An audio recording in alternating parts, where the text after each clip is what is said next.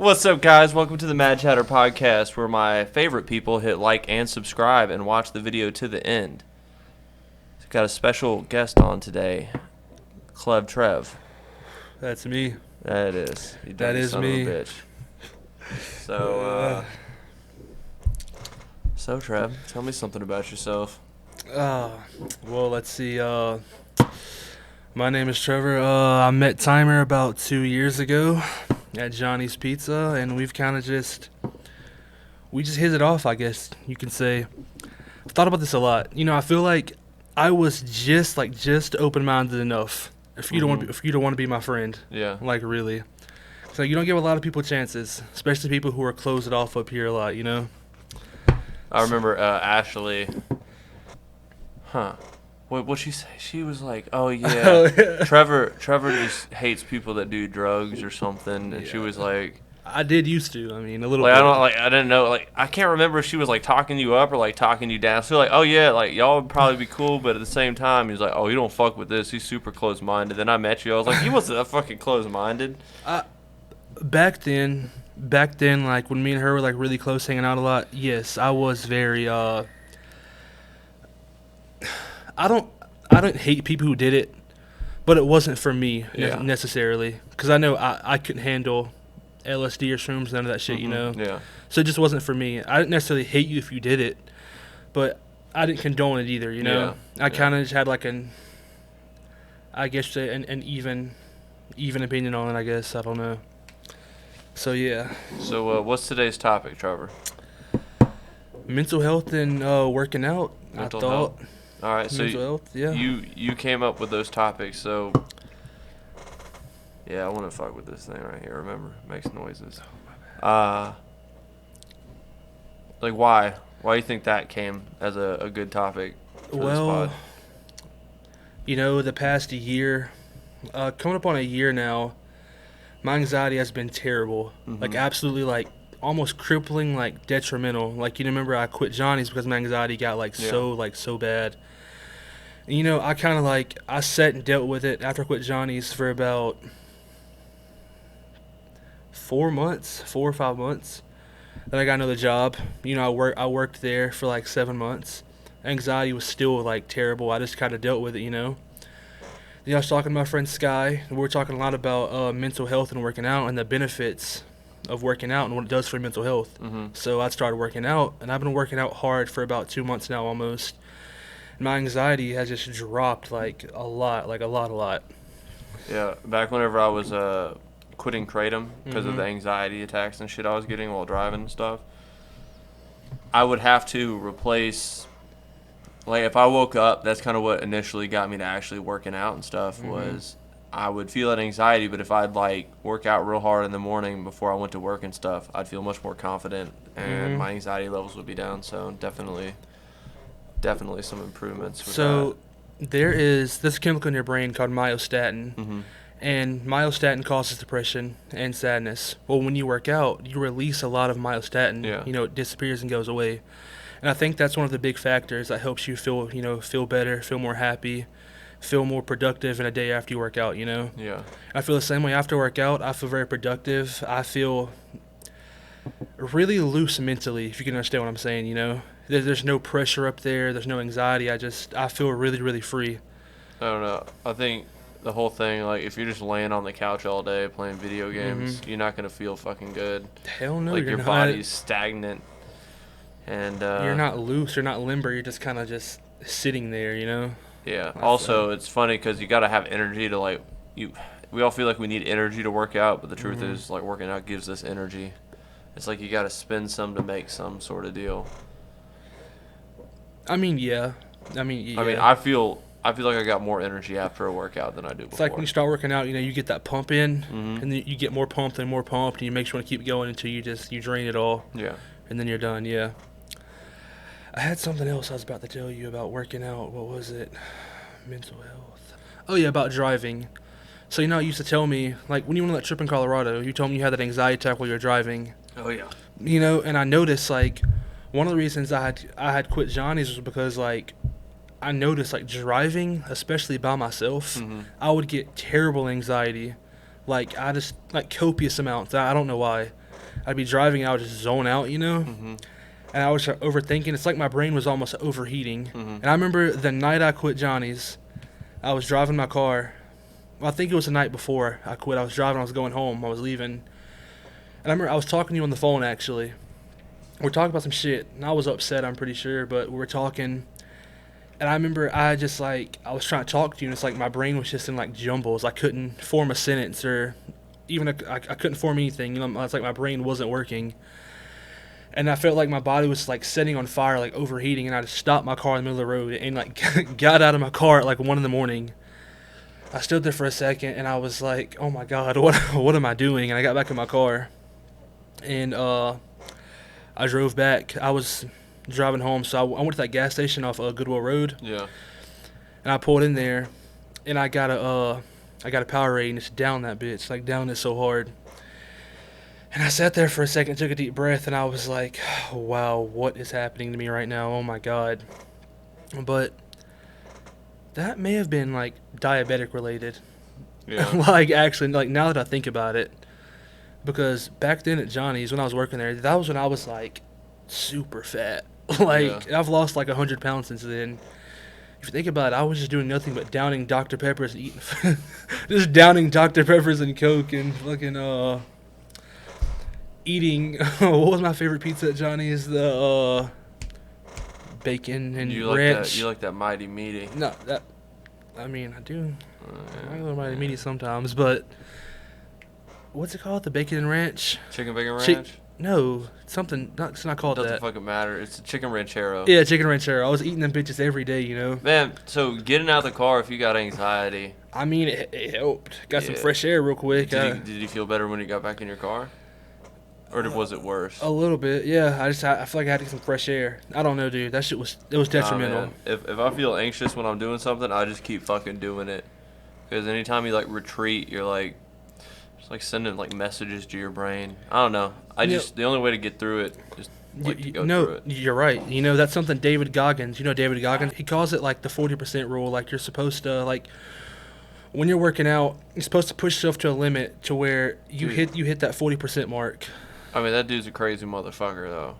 Like, I ain't trying to live my life like David Goggins.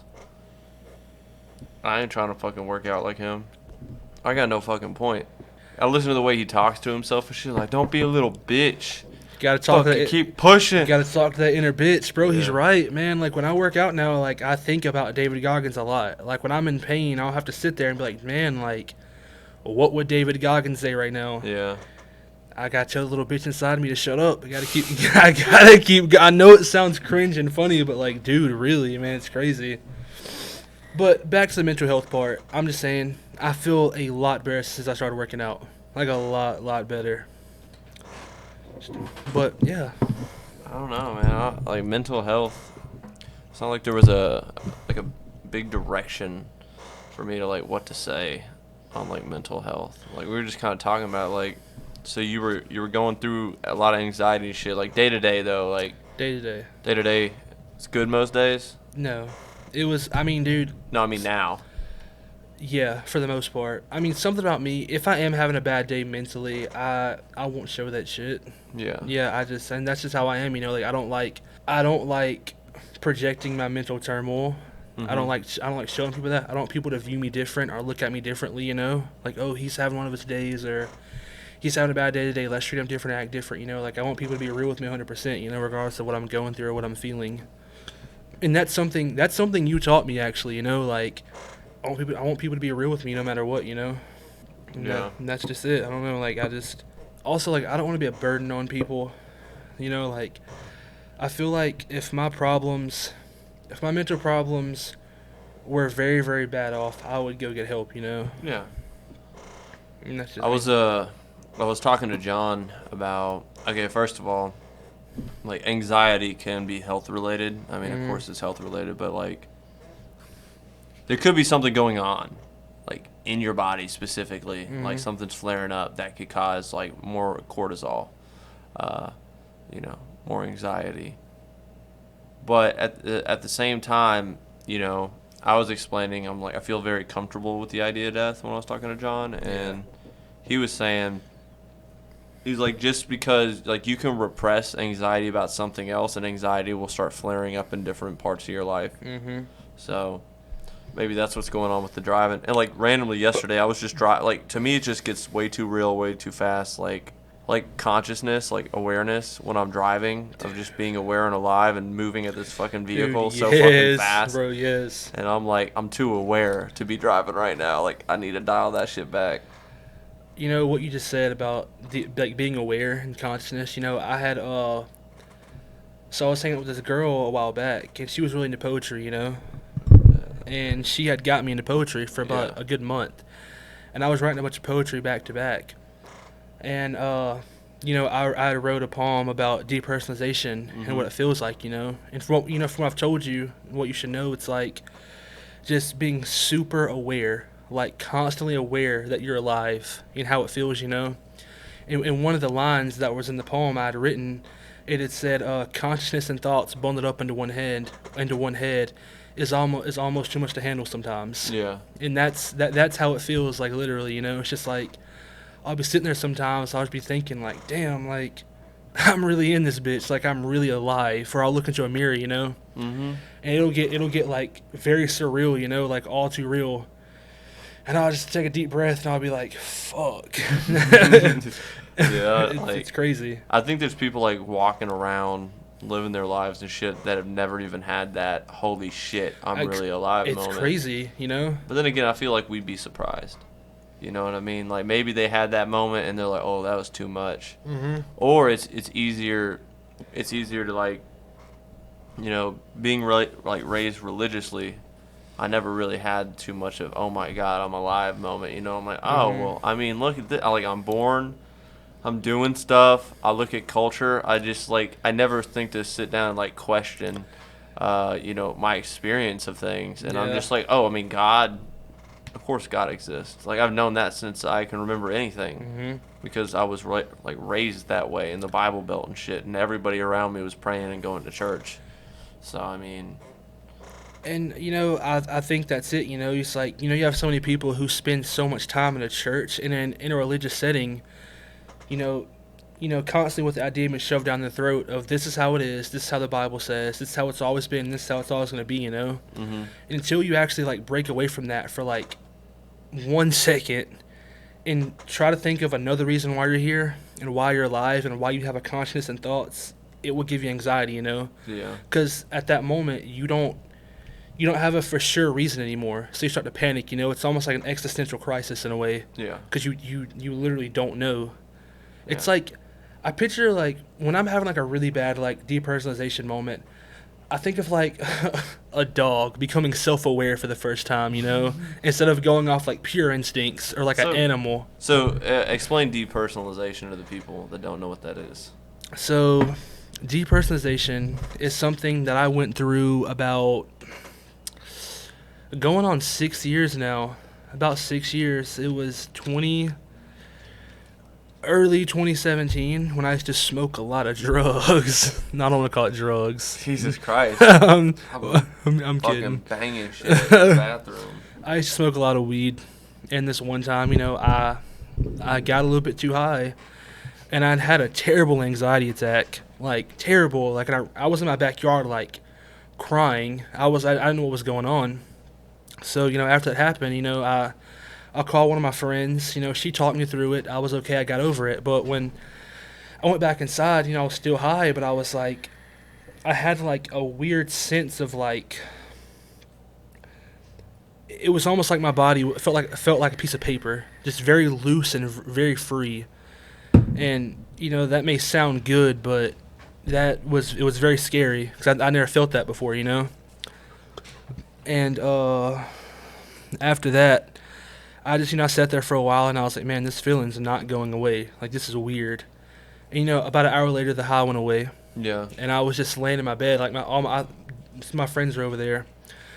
And I was trying to act calm and cool and collected, but inside I was like freaking the fuck out. Yeah. Like really, really bad. And they ended up leaving, and I was laying there and just in my bed, and you know, I'm not high anymore. And I'm just like looking at my hands, and I'm just like, what is happening right now? This is so fucking weird. Oh my God. And I just kind of had to deal with it for about a month, for about 2 months. And like the feeling never go, like I still have it to this day. Like the feelings never went away. And within those 2 months of me dealing with that, came a lot of anxiety, just like weird thoughts. It felt like my brain was on fire at some points. It's very, very weird. But then, after I dealt with it for about 3 months, I was so scared to actually look into it and Google this because I was scared of the diagnosis. Yeah. Like I was scared to read like what was happening to me, Yeah. and I don't want to deal with it. I know if it was schizophrenia, like I don't know what it was, what I was dealing with, like drug-induced mania. I didn't know, but finally I said, "Fuck it, I'm gonna have to get help or something because this is not okay. Like I'm having like suicidal thoughts. Like this is not okay." So I finally looked it up. I'm pretty sure I googled weed-induced anxiety attack, but the feeling didn't go. But the feeling's not going away, and it came up depersonalization, and it's when you just you become so self-aware of your own thoughts, feelings, emotions, body movement. It's just that you're breathing, that it's so hard to explain. You'd have to go through it, but a lot of people describe it as like being inside their own head and staring at their eyeballs. And like some people will have symptoms like everything will look foggy around them, like they're in a dream that never goes away. Or some people will like look at their hands and their body parts and they'll seem much bigger than they really are. That happens not all the time, but every now and then. I'll be driving, I'll look at my hands and I'll be like, Jesus Christ, my hands are Do you huge. think the anxiety comes from like you got the awareness of what's going on, that you're alive and all this, and you're trying to cling to yourself? In a way, in the beginning, yes. Like in the beginning, it was like an uphill battle of me just like trying to come up with ways, or like you said, cling to myself. Like me trying to find myself again and feel normal. Yeah. Like yeah, in the beginning, it was just like that the entire time. Like the anxiety was just solely from that the exact thing. Yeah. What you're talking about is something similar to when you do like high doses of psychedelics. Ego death. Yeah. I mean, more or less. Yeah, like when you try to cling on to the way you thought before and the way you experienced life before, when you're taking all these psychedelics,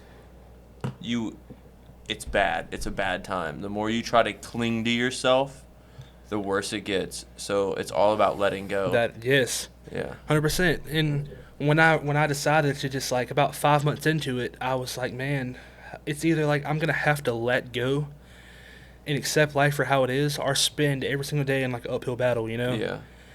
And then one day I just I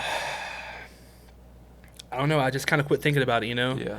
I started putting my time and energy into other things. I started playing. I didn't have a job back then, so I remember I started playing games again. I quit smoking weed. I did. I had to quit doing that, or it got way worse. But yeah, I just put my energy and time into other things and quit thinking about it. Yeah, it's like Ram Dass. Ram Dass talks about how some people, they need to like go float away for a little bit, like go out there, and other people just need to ground themselves to something so they don't end up in like a fucking mental hospital. Yeah. Which is like one of the worst things I could do, because look, man, I'm getting so comfortable with my philosophy now and like my understanding of reality and stuff that like it is like imperative to how I live. Like it is less of a thought. Like I'm still open to different interpretations, but I mean like what I see is just fundamental truth, with nobody trying to sell me anything. No book written by a man. Just anybody can have that experience and ask themselves a series of questions, and I believe they'll get to the exact same place that I'm at. So it's kind of like how people say that all religion just leads to the exact same place, Yeah. It's like the same thing. Yeah, well, it all points to the same thing, because the fact is, I may not be able to explain it as eloquently as, people I listen to or read, but religion points to the same thing. All religions point to the same thing, but a lot of people are just sitting there worshiping the sign instead of going where it leads. I feel like it's for someone with mental issues, like maybe you're bipolar or schizophrenic, or even being depersonalized like I am, it's like not feeling grounded all the time. And that's a good way to put it. Like being depersonalized feels like you're not 100% grounded, It's like when you wake up from a dream or you wake up from like a super, super deep sleep. that sensation doesn't go away from me. I think I probably experienced that then. You probably While have. I mean, driving. I think that might be what it is. I've 'cause heard I'm of- just like hyper aware, hmm and I'm just like, and I would get tunnel vision sometimes too. That was the first time that it ever got. I just got immediate tunnel vision, and like my body just went through shock, and I just like slammed on my brakes and pulled over. I remember That made it worse. when I first started talking to you, and we got deep into like all that philosophy and shit about if we really exist and how like I'm not you without you, or you're not me without me, stuff like that. yeah. I remember I was telling myself, I was like, man, this may be like almost dangerous for me in a way, because I mean, for someone with mental problems to like really like dig that deep, it can be Yeah. detrimental, and I'm not gonna say who, but like I know someone who's like full blown schizophrenic now, and like I remember when I first met you, he was also starting like getting into all that, Yeah. The thing is, like, you have boundaries, but him having mental problems, he didn't know like where to draw the line and where to stop, Well, to me, it's not about like where to stop. I mean, schizophrenia runs in families. hmm I was gonna try to look up the quote that John sent me. He said, "Schizophrenics and mystics swim in the same water." Yeah, you told me that. Yeah, one drowns in it and another one swims in delight, and that was some scary shit. Yeah, but I mean, So there's nothing to be afraid of. If you believe what I believe. from inside. Now, this is me like being around a schizophrenic Yeah. for about a year, like full blown in his full blown like manic episode schizophrenic. From his perspective, he may be swimming in it, he may be delightful, and he may be happy as hell. But from the outside, it's not a pretty picture, man. It's not a pretty picture at all. It's pretty scary, and it's actually really it's almost traumatizing, man. It's really, really traumatizing. And that's why I was so weary to like talk to you about that kind of stuff, and I had to like really like separate you from that person, Yeah. and realize, well, you're not schizophrenic. I don't believe so. Yeah, I don't. Maybe you are. Who knows? I mean, you don't know. You never know, really. I don't think I share any of that. I don't know. I don't know shit about schizophrenia. I could be very schizophrenic, but schizophrenics often mutilate themselves. Actually, it's really fucked up because they're like out of their mind, and when they get back into their mind, and they'll find out terrible things they'll do self mutilation. I talked to this one girl one time. I remember I had to. This just gave me so much bad anxiety, I had to block her. I was talking to this one girl who I didn't know she was schizophrenic. I hadn't talked to her for a couple of days. She snapped me one day and she's like, hey, I'm back. She was like, sorry about that. I thought I was Queen of England for a little bit or some crazy shit. And I ended up like cutting a huge hole in my arm. And then they took me to the mental hospital. Yeah. But I'm back to where I was now. And I was like, that's a lot to take in right now. So, do you still try to find yourself like? Do you still like get ungrounded, start floating away? Man, it's very rare. It's when if I'm in like a hot box with people, or I'm getting a bunch of weed smoke blown in my fucking Yeah. face, or like on the rare occasion, which has been like a year now, if I do decide to smoke, if I'm feeling so grounded, I think I can handle a little tiny high. Yeah. Maybe. But last time it happened, I was smoking with some friends about a year ago. I was being too cocky, man. I'd been smoking for about a week. Remember, I came to the job a couple times. Yeah. I was having a good time. It was all okay, One time I hit the blunt like 7 times in a row, big ass hits, and I was like, yeah, I'm good. I mean, if you just meditate, you can meditate through anything. Well, let me finish. So, I hit the blunt like 7 times, and I was like, the thought hit me. I had that one passive thought. And I was like, man, what if all this is just fake? What if this isn't real? And I was like, fuck, here we go. And it always hits my legs first. My legs get like really like shaky. They feel like weightless. Mm-hmm. And then I was like, fuck. And I had to go to work, actually. And I was freaking out, man. I started freaking out. I just went and jumped in the cold shower. It wasn't going away. I remember I called my brother, actually. And I was like, dude. He was like, what? I said, I'm freaking out right now. He said, why? He said, you smoke weed? And I said, yeah. He said, well, let me ask you this, Trevor. Are you going to die? And I said, I looked at my hands. And I said, I guess not. And he said, okay then. Chill the fuck out. I thought that was going in a different direction. Yeah. I was like, am I gonna die? Are you gonna die? Yes. No. I mean, really, that really shook me back, honestly. And I was like, I guess I'm not gonna die. And I went and took another shower Yeah. and got in my car and turned on music like all the way up. I was listening to Money Man actually. And I was like, yeah, this is a nice little vibe. I'm gonna be okay. Then I went to work, but I have not smoked since then because I've decided like I don't. It's not worth being cool. It's not worth being high. It's just feeling like that is not worth anything to me anymore. Like I don't want to do that. I don't know. I don't feel like I cling to myself anymore. Not really. You said a lot of stuff there that I was thinking about. I think I may have lost all of it, but I'm sorry if I'm talking too much, man. no, you're cool, bro. My bad. It's I kind of feel like I float through life.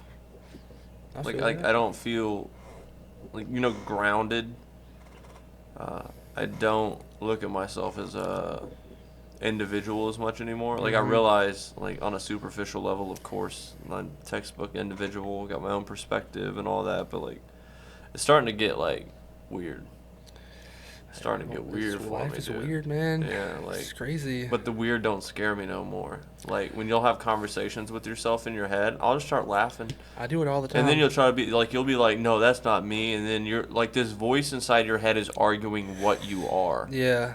What the fuck? And that voice in your head isn't you either. I will tell you, a big part of depersonalization is that right there. Like trying to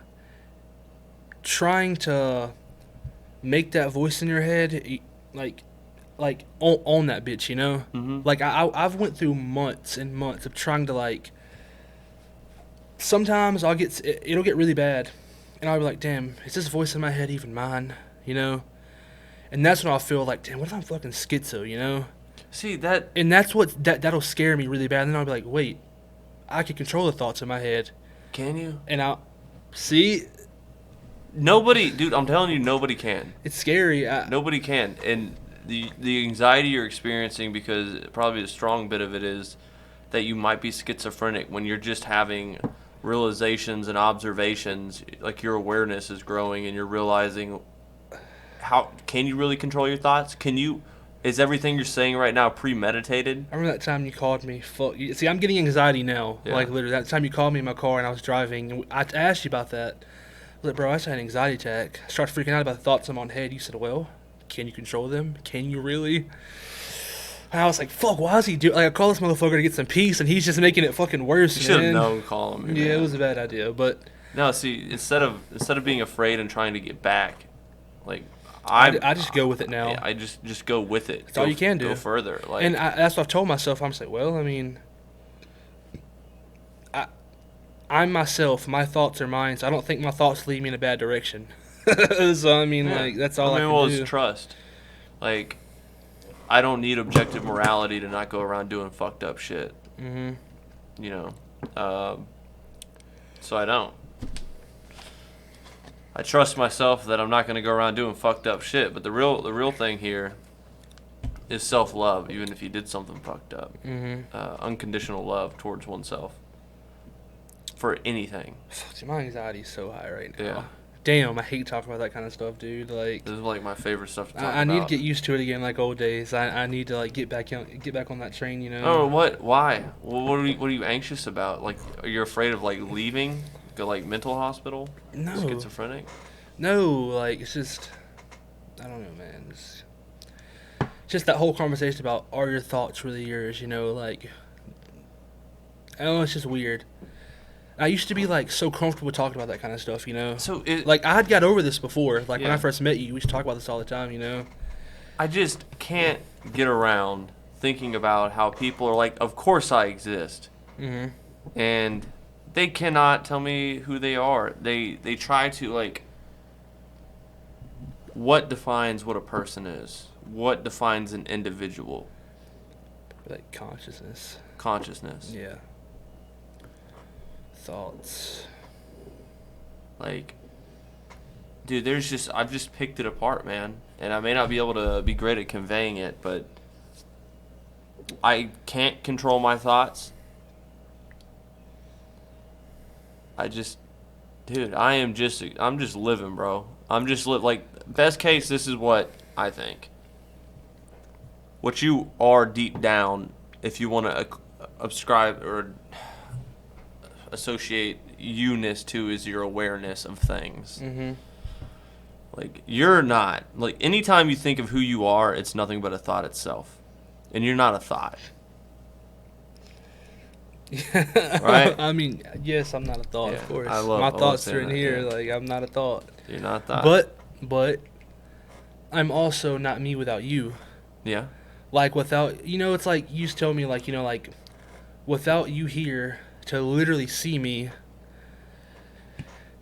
that was a good one. I remember that line that really changed the way I look at things a lot. It really did. Like, I'll be around people now, and I'll see them, and I'll be like, damn, I wonder what they're thinking about, And it's all super trippy, man. Yeah. And that's why, like, I know, like I said, I couldn't handle acid or LSD or shrooms, Yeah. any of that shit. I would freak the fuck out. Like, I would just fall straight into the rabbit hole and never come out. That's just a story you're telling yourself. Dude. You have no idea what it actually happened. I mean, I've pulled myself out of a couple really bad trips. Yeah. I mean, like, I'm just saying, like, right now, you're affirming that. You are already unconsciously or subconsciously saying that if I did this one thing, this would be the outcome for sure. I do that a lot, actually, And a lot of my friends tell me that. They're like, Trevor, why are you always so paranoid about things?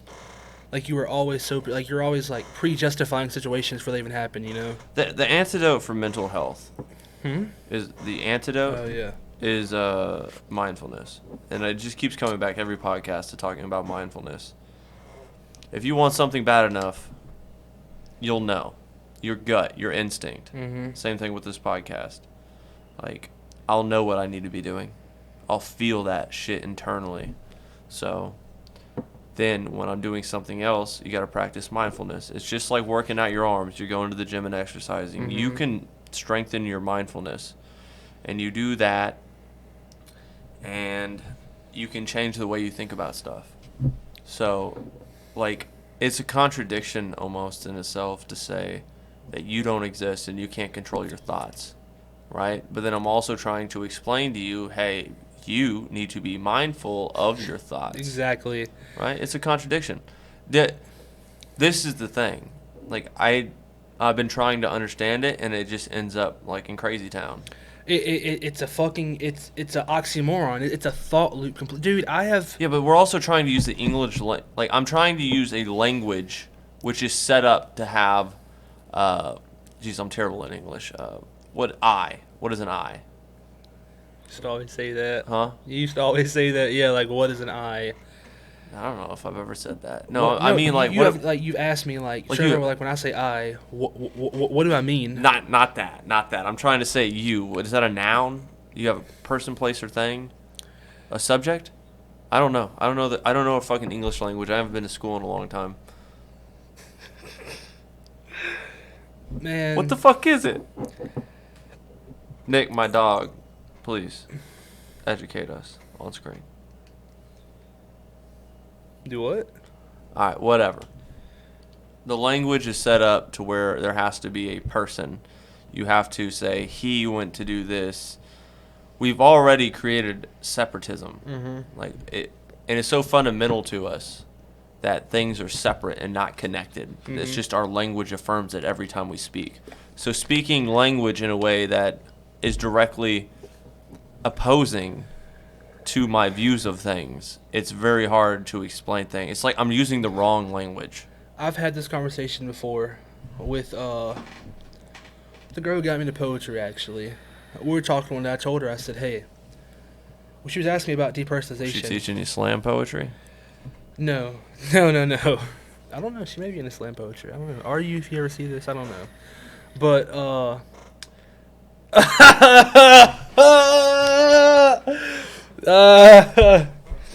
I mean, hey, we good, baby. I'm trying, man. Hey, man. No, that's another conversation. But I showed her one day. We were talking about depersonalization, and she was like, "So, like, give me an example of like what that may be like going through that someday, or one of your days." And I was like, so this one day I told her, I was like, one day I got so deep in my head about language and thoughts. And I was like, at the end of the day, like, words really mean nothing. It's something that we've created, you know. Like, we're blabbling this language we've created, but like,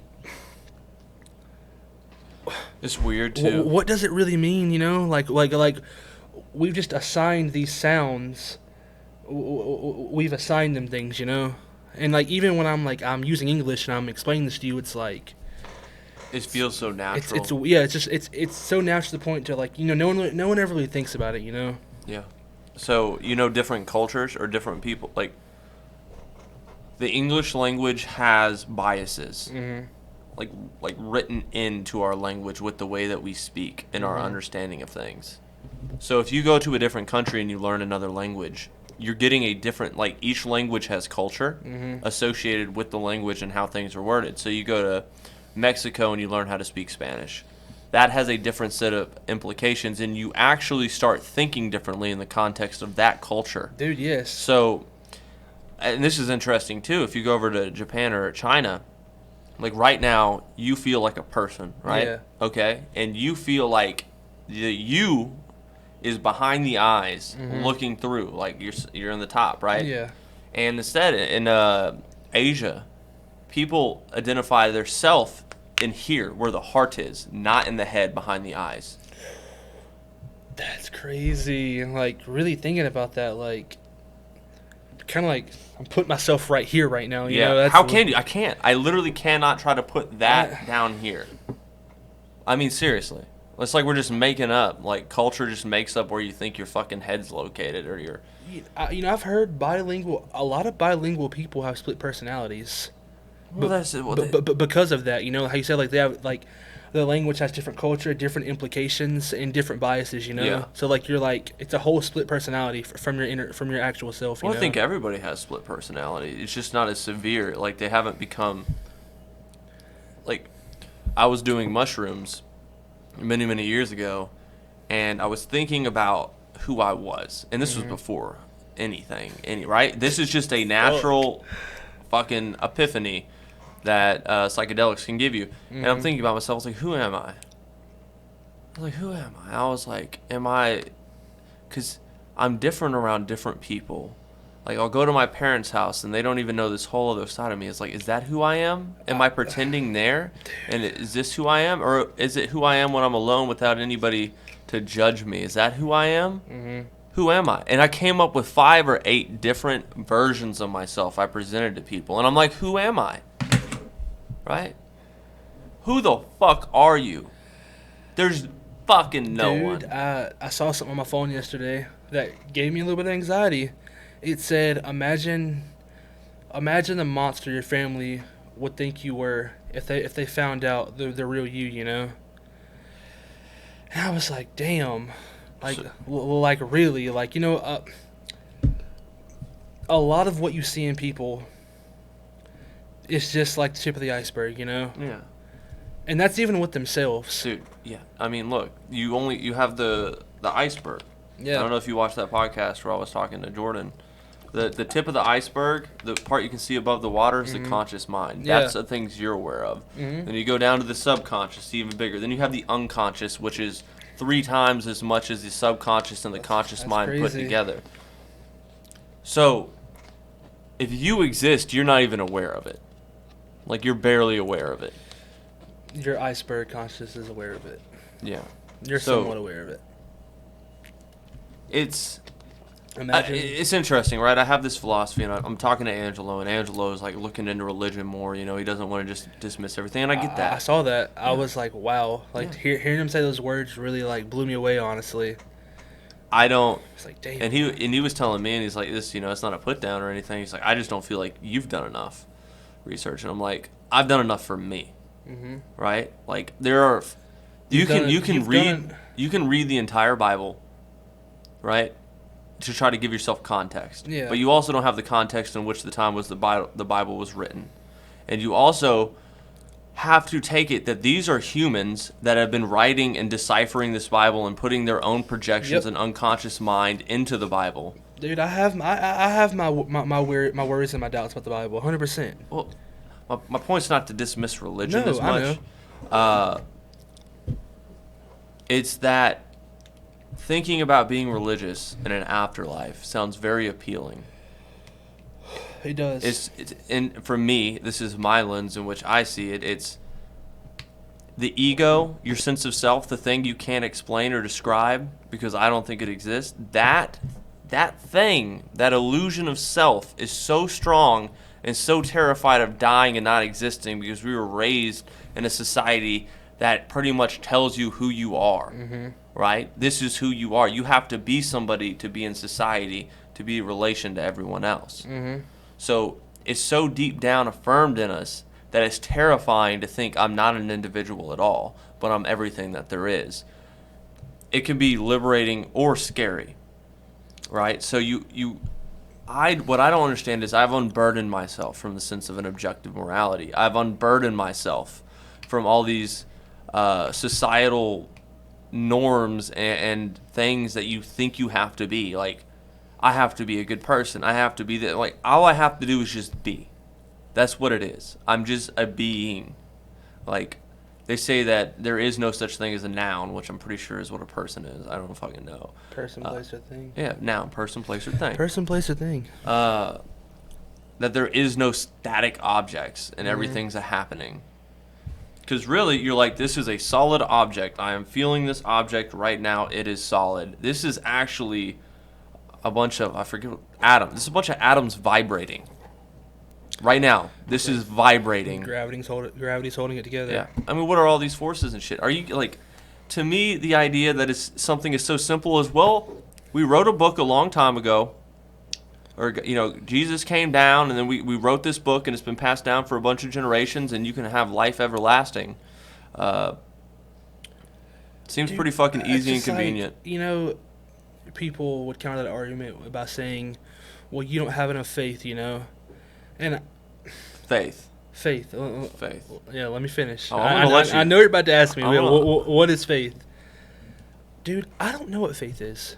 And I wish I could pinpoint it and tell you I have it. But it's really hard to...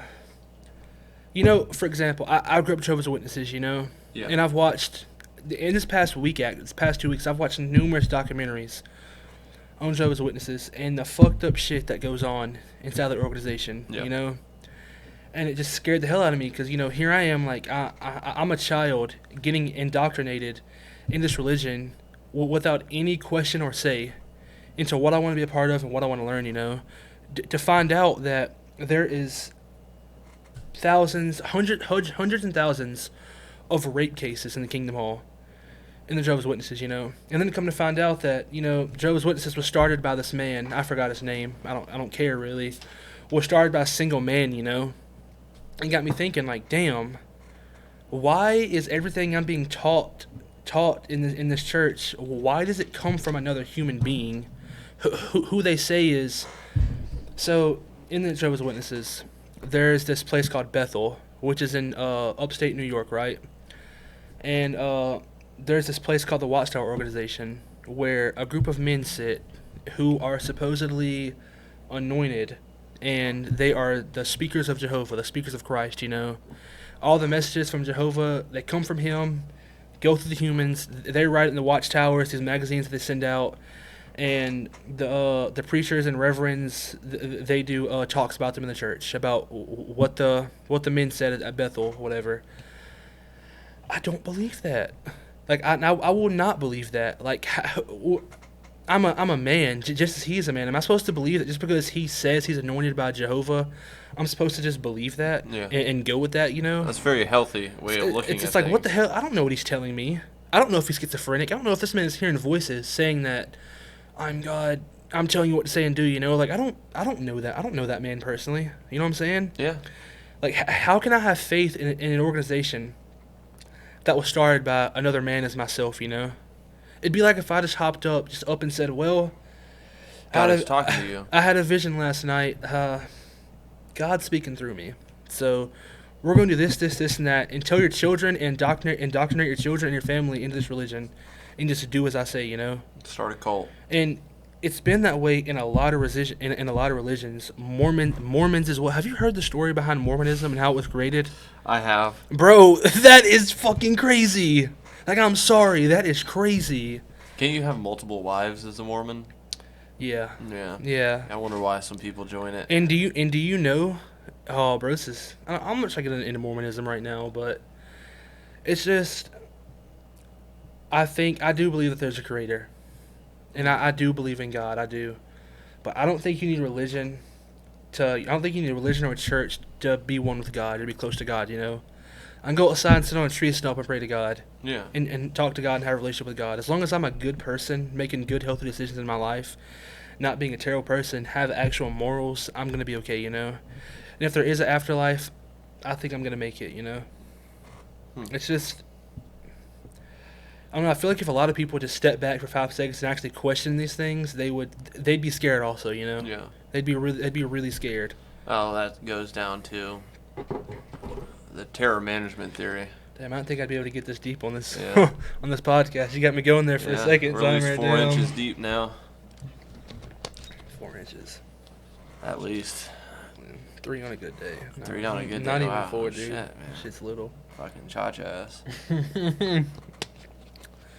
But it's crazy. I'm interested in the apprehension. Like, me and Angelo both. Like, I started my journey a little bit sooner for, like, understanding and listening to Alan Watts and stuff.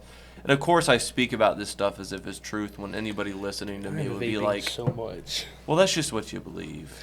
You know what I mean? Like, but to me, it's not even believe. Like, I don't need to believe it. Mm-hmm. And which makes me, like, if you took belief out of it and said this is just as simple and bare bones as it can get, like, with no bullshit, like, I don't need to have faith that what I'm speaking about is real. No faith needed. So instead of saying, well, you have to have faith, well, could you explain faith to me? Because typically people that have faith, they're like, well, I know it doesn't make sense logically that much, if they'll admit that at all, but you have to have faith. And I'm like, why don't you ask yourself, why do you have the belief system in your head that you have to have faith? Exactly. What about logic? You give me listen, God just spoke to me. He told me to give me $1,000 and I'll bring it back to you tomorrow. Your God just spoke to me. Yeah. Why don't you have faith in me?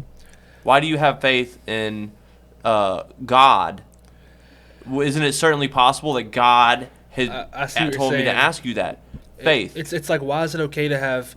It's like unquestionable to not have a blindless trust with religion, but it's okay to question it with someone else. You know? Yeah. Yeah, I see what you're saying. Yeah, it's faith isn't necessary for what I believe. Is indoctrinated, man. It's like it's crazy. Also, I think it's interesting because Angelo, you know, he's out there searching, and this obviously. I just for people listening, like when I say he's out there searching, when I think I just see the truth, more or less. You know what I mean? Good days, bad days, and he's still like he's seen it, but he's still out there looking. You know, there's nothing wrong with that. But you know, and he says it stems from fear, and I get that because we're all stemming from fear all the time. I'll tell you something, dude. Oh, let me finish go ahead. this. I'm sorry. My bad. It's I don't like. If I told you what I see as truth, like as close as you can get to any truth in this life at all, yeah, without a bullshit argument, without having to have faith, because you can do it yourself. And like, I don't understand why anybody wouldn't want that too. All these judgments, all these ideas that there's this good and bad, that there is no good and bad. You cannot make a mistake. You really are just here for the ride of life. You know what I mean? And you don't have to cling to yourself. You don't have to cling to these ideas. You can just let go. Why wouldn't anybody want that? Well, I don't think the question is why would anybody want that. It's more or less the question of, if I do this, is my grandpa going to judge me? And if I do this, is everyone else who's Christian in my life, are they going to judge me? You know, because as my grandpa would say, that's real. That's really real. It's very, and I feel like judgment leads Christians more than anything else. 100%, you know. Because at this point, you know, like, it's not about a relationship with God.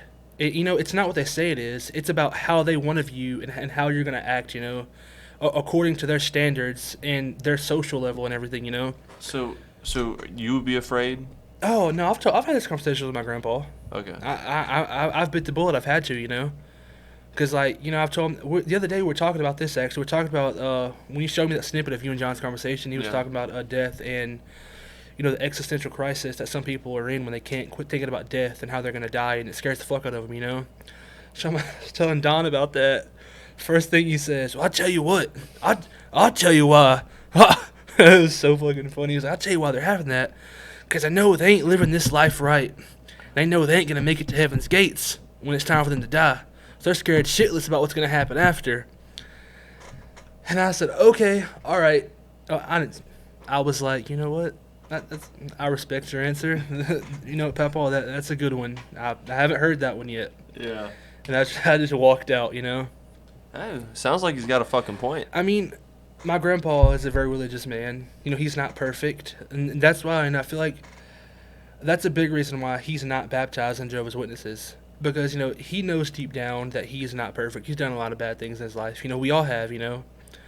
And but really, he says that about other people, like how, you know, people who think like they're just scared because of what they've done.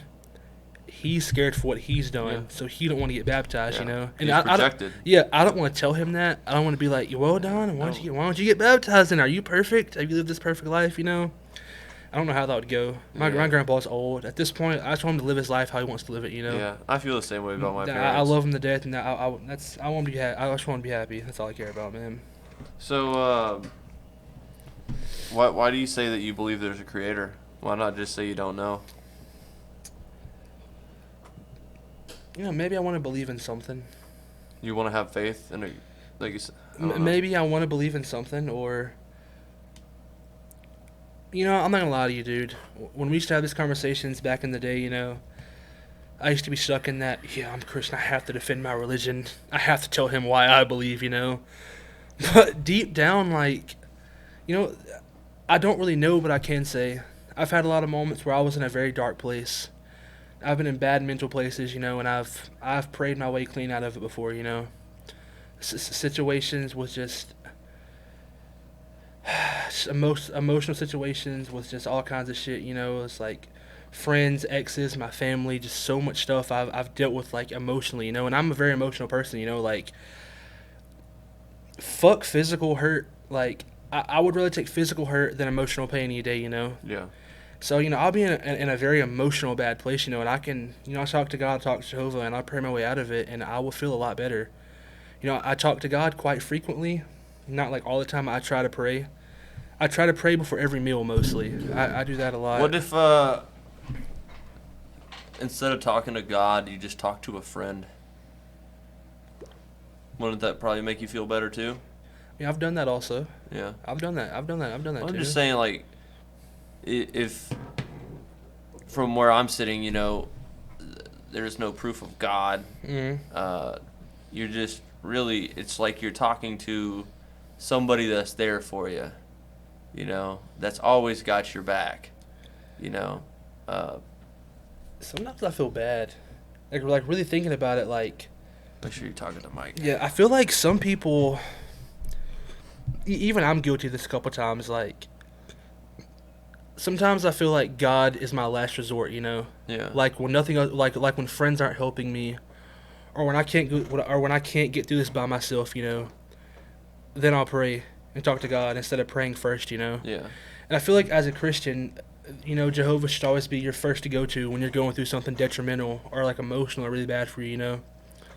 But I just look at it like this. I mean, this is all set up too perfect, man. For there not to be, it's not perfect. For there not to be someone else. I mean, it's so far from yeah, perfect. hindsight, it's not perfect, yes. Yeah, but I mean, like, we're not even close, man. We're not even close. It's a miracle that we're even alive right now and we haven't died from other shit. Literally anything can kill you. It's a miracle. Yeah, I use the term miracle. I'm using the miracle. language that I've been given. I know, but like, associate it with something as strong as what a miracle represents, right? I could literally pick apart religion all day long. And I told Angelo, I said, this is the reason that I'm not going out to read the Bible. I've read some of it. Like, the reason I'm not going out to read the Bible is because, A, I don't understand the context in which it was written. B, it was written by a dude.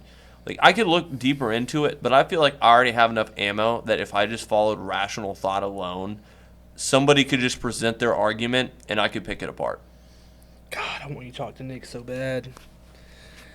But Nick's mind is closed. I'll say this on camera. It's a little. Yeah. Definitely. Are you being kind about this when you're saying that? No, because like I know Nick. Like I know Nick's a Christian. Yeah. But I think some of the things he may dabble in, like music wise, super heavy death, satanic core metal, like crazy metal like that.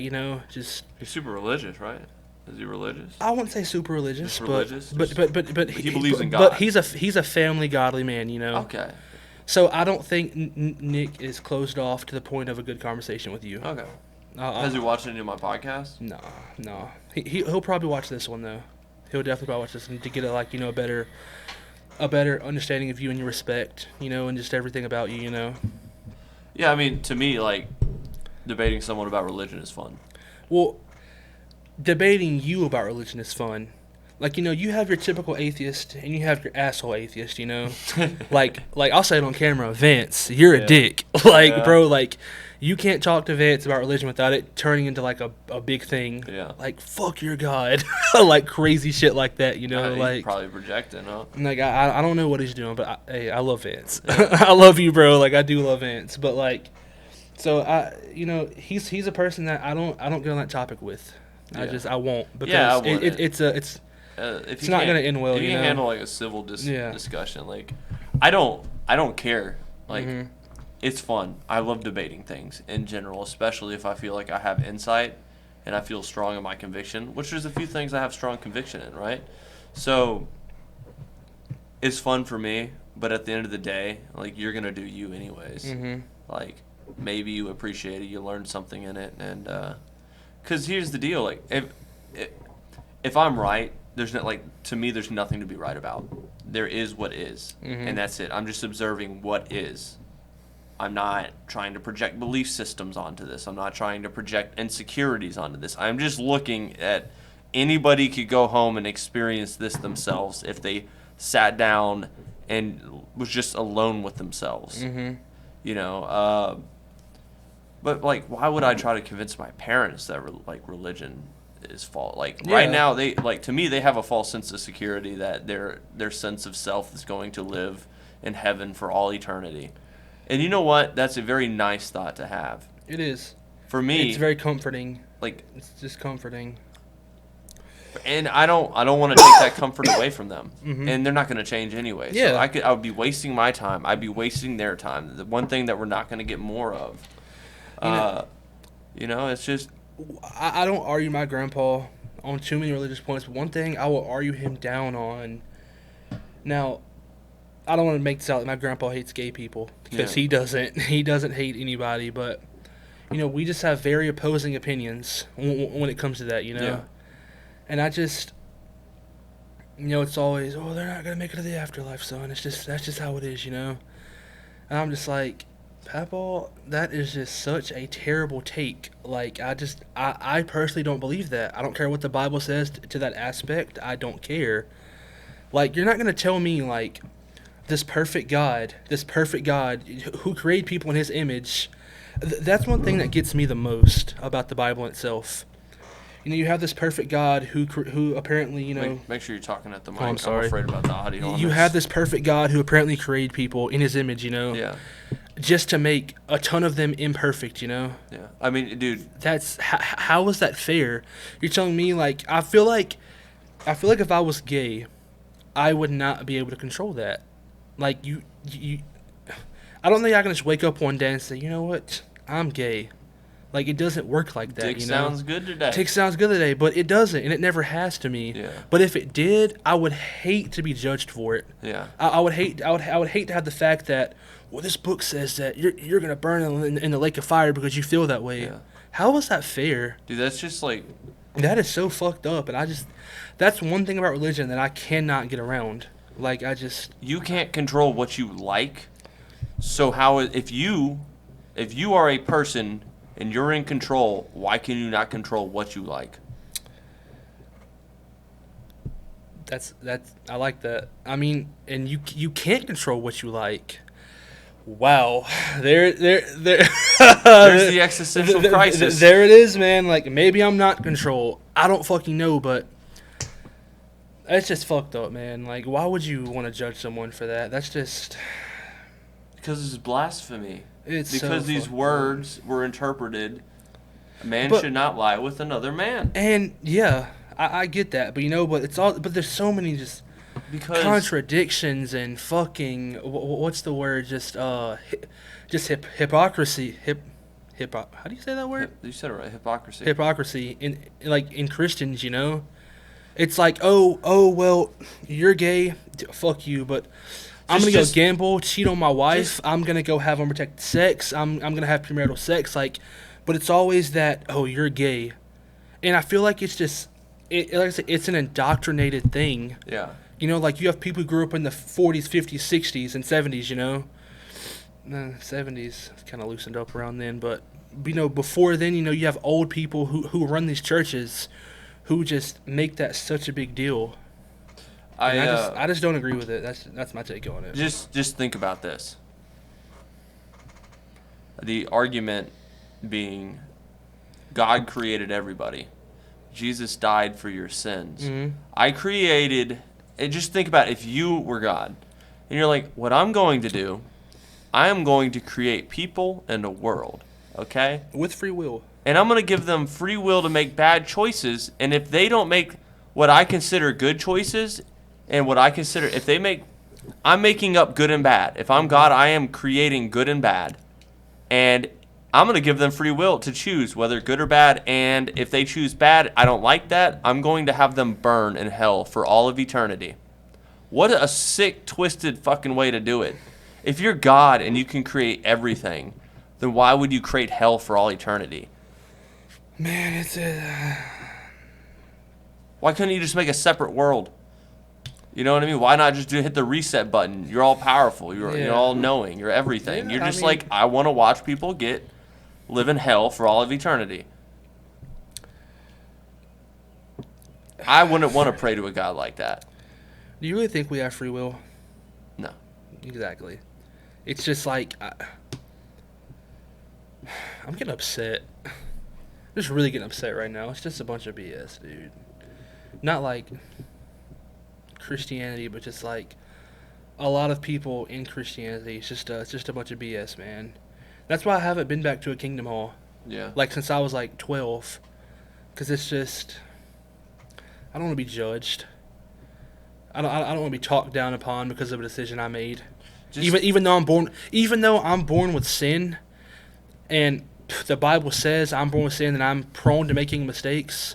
Why the fuck would you judge me for that? Yeah. You know what I'm saying? So it's my sister.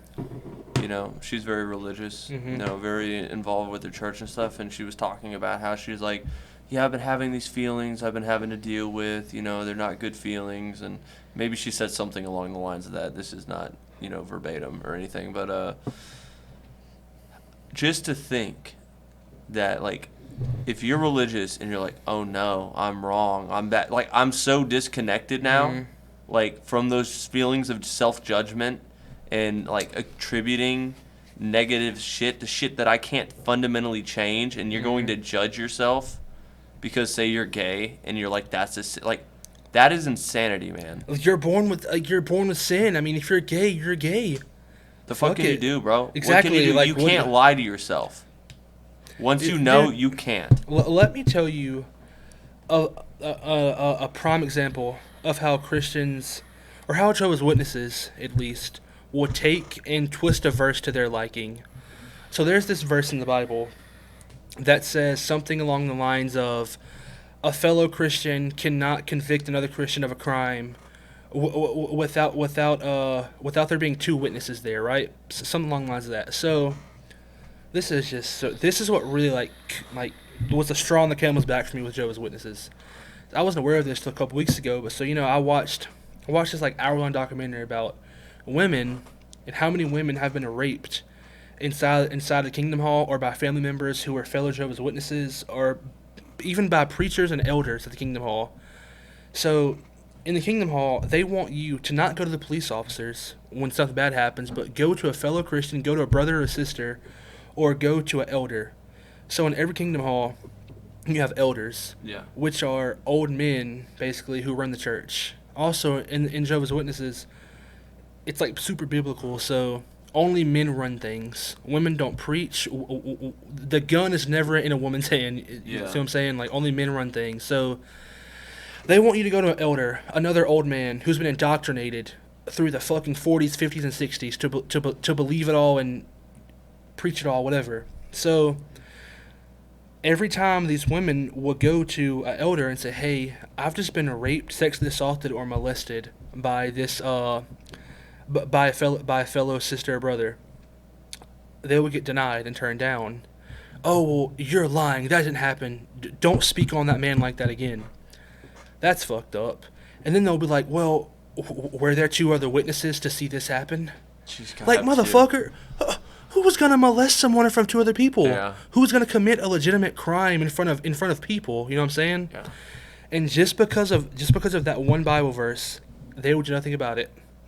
And in the cases they do something about it, they'll shun the member for doing what he did, and they'll be like, oh, well, you're shunned until we feel you've been reborn again and you can come back. So they'll shun them, they'll come back and commit the same thing over and over again. Now this goes back around to how you say about how Christians in an existential crisis just want to feel comfortable with themselves going to the afterlife. Yeah. So think about this. The Jehovah's Witnesses, they run a ministry for the prisons. Almost every prisoner who's ever joined Jehovah's Witnesses out of prison, do you know what they were? Rapists, and child molesters and sexual assaulters. Only because they know Jehovah's Witnesses will accept them, and then in terms, they can feel better about themselves. It takes like blind faith to a whole new level. It does. It's fucking blindly following, and like to the point where you could almost say it's faith that's blind. Like your faith is so strong that you're blind to the like atrocities that are happening before your very eyes. It's crazy, man, and like that's how strong a story and a narrative is, man. Bro, that's what faith nuts, faith man. can get you that, bro. And what's funny is so the woman in the documentary who was exposing the whole thing, because she it happened when she was like 9, 10, 11, and 12 and 13. She's like 40, 50 years old now. She like did a whole thing about it, and so turns out another woman who worked at Bethel, who worked at the Watchtower magazine place in Bethel, she worked there in like a very high up place up there, where she was able to get into the computers and steal a shit ton of files. Yeah. And what she found is like she found thousands and thousands of court cases and court cases and crime cases against brothers and sisters in the organization for molesting and raping kids that they've been covering up for fucking years and years. They've paid millions and millions of dollars in court cases, paying off people, paying off lawyers and all that kind of stuff, paying off victims. And it's just super just fucked up, man. And even my grandpa, and for him to agree, I made him watch. I said, Papa, you need to watch this. Like, please watch this. He watched this, and he was like, I just can't lie to you, son. Like, that's really not okay. He's told me, he's even asked, he said when he was going to church there a lot, he asked him, he said, is that 2-witness rule, is that a real thing? Is that like legit? And they're like, yes, like, we can't believe you if two other witnesses didn't see it happen. What kind of shit is that? Power corrupts absolute. Bro, it's just nuts, man. What a positive note to end this podcast on. It's just nuts, dude. Like, that's why I just don't want to... I don't think I want to be a part of that. Yeah, that's very understandable. Well, Trevor, appreciate you coming on, man. Oh, yeah, I loved it. Hell yeah. I loved every minute of it. Might have you back on again. It's kind of nervous at first, but, Yeah, it always gets better. Like, you got to get the nerves out in the beginning. Kind of got heated there for a minute about a lot of stuff. Yeah. Well, you got heated? Yeah. Oh, yeah. Well, man, I love you, dude. And thanks for everybody for watching. Like I said, hit that like and subscribe button. And do y'all thing, baby. Catch y'all next week.